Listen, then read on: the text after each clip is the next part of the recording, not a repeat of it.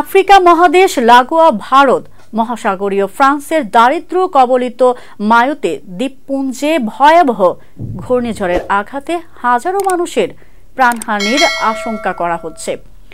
গত শনিবার ঘন্টায় ২২৫ কিলোমিটার বাতাসের গতিবেগ নিয়ে আঘাত হানে ঘূর্ণিঝড় চিডো।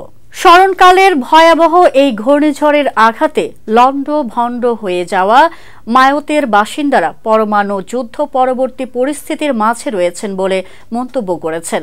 ব্রিটিশ বার্তা সংস্থা রয়টার্সের প্রতিবেদনে বলা হয়েছে, ঘূর্ণিঝড়ের আঘাতে ধ্বংসস্তূপে পরিণত হওয়া মায়োতে দ্বীপপুঞ্জে জীবিতদের সন্ধানে তল্লাশি অভিযান পরিচালনা করছেন জরুরি উদ্ধার কর্মীরা।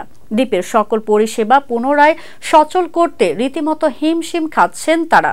প্রায় এক শতাব্দীর মধ্যে ভারত মহাসাগরীয় এই দ্বীপপুঞ্জে আঘাত হানা সবচেয়ে ভয়াবহ ঘূর্ণিঝড়ে শত শত এমনকি হাজারো মানুষ মারা গেছেন বলে আশঙ্কা করা হচ্ছে।